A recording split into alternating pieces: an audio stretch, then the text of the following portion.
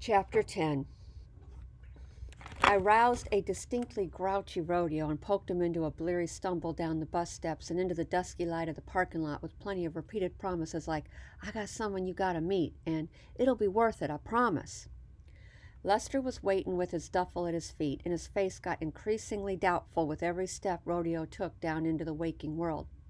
I'd made Rodeo pull on jeans and a t-shirt, but saying he looked halfway presentable would be more than halfway generous.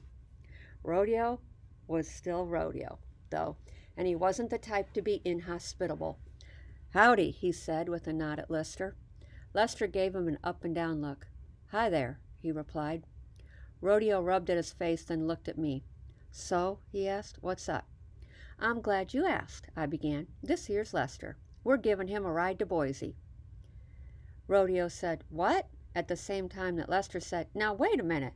And I held a hand up to each of them and I said, "Easy, easy, easy, fellas." I turned to Rodeo. "With 2 drivers, we can get to that pork chop sandwich faster. And we got plenty of room, right?" Rodeo shrugged and nodded. He was generally pretty laid back about giving folks a ride when they needed one. "Exactly. Well, Lester here needs to get to Tammy, and quick, and she just happens to be in Boise. He's in a pickle and we can help." "Who's Tammy?" Rodeo asked. I waved my hand impatiently at him. "You need to focus, Rodeo. This is important." "Okay," Rodeo agreed with a dazed squint. Something else I'd learned through the years is that just woke up Rodeo is crabby and irritable. But woke up about 2 minutes ago Rodeo gets pretty darn compliant. I was in the golden window of opportunity and I needed to close the deal. "So we could use another driver and he needs a ride to Boise, which we could just happen to be passing through." "Hold up," Lester cut in. "I never agreed to—" "Oh, I know," I said, pivoting to Lester. "Now you have both a desperate need to get to Tammy and a desperately empty wallet. Am I right?" Lester sniffed and looked away, but nodded. "All right. I know this crusty heap of ugly don't look like that prime of an option," I said, "but it's the only option you really got." "Easy on Yeager now," Rodeo protested. "She gets us where we need to go." "I wasn't talking about Yeager, Rodeo. I was talking about you." "Ah," was all Rodeo said, and he scratched tiredly at his beard. Lester narrowed his eyes. "Who said I don't have any other options?" I rolled my eyes at him, then looked around.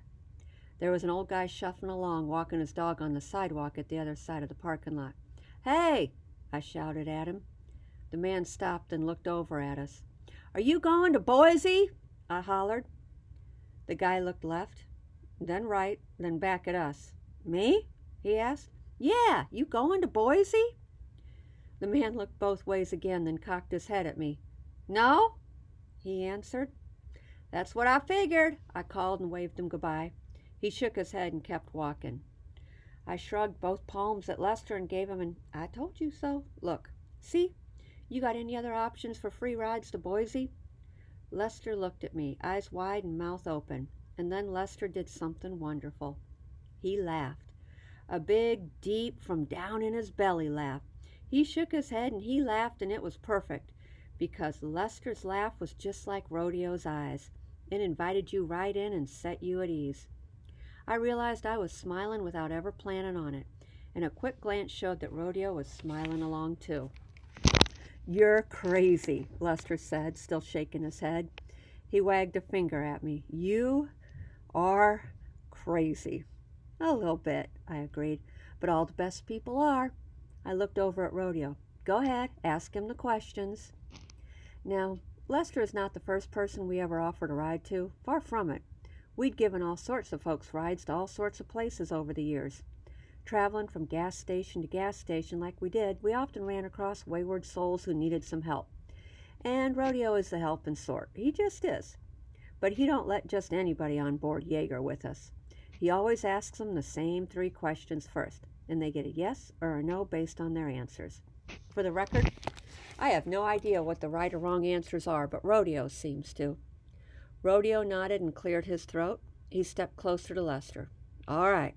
It's a pleasure to meet you, Mr. Lester. I'm Rodeo. This here is our home Yeager. The worthless cat sleeping on the dashboard is Ivan, and that girl there who talks more than she should and knows less than she lets on is Coyote."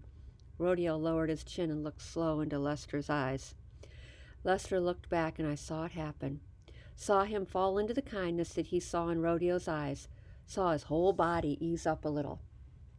"Are you interested in traveling with us for a ways?" Lester smiled.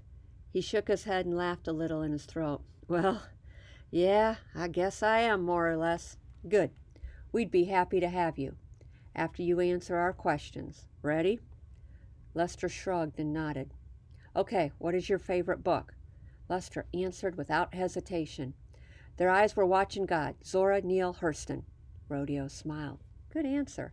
It was one of Rodeo's favorites. There was a tattered paperback of it on the bookshelf in the bus behind me.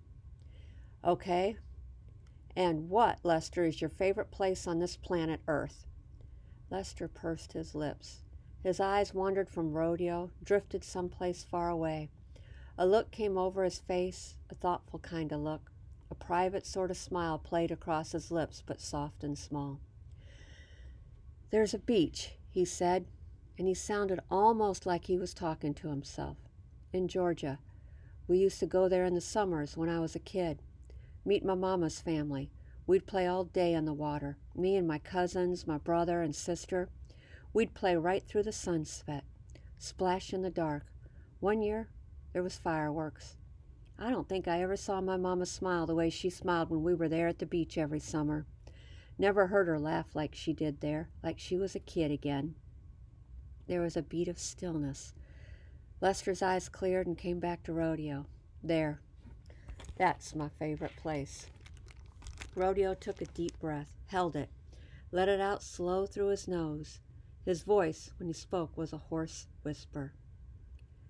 "Last question, Lester.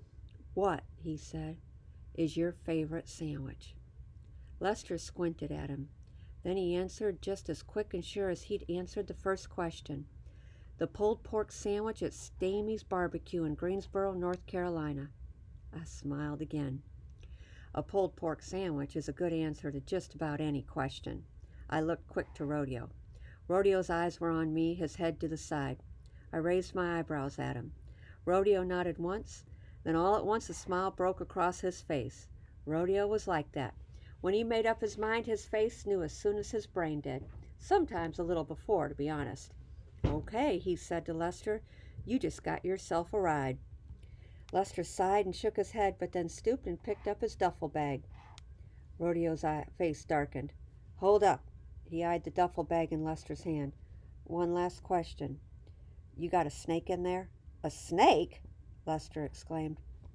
"We picked up a hitchhiker in Reno once who was carrying a big old duffel like that," I explained to Lester, "and, well, things got weird."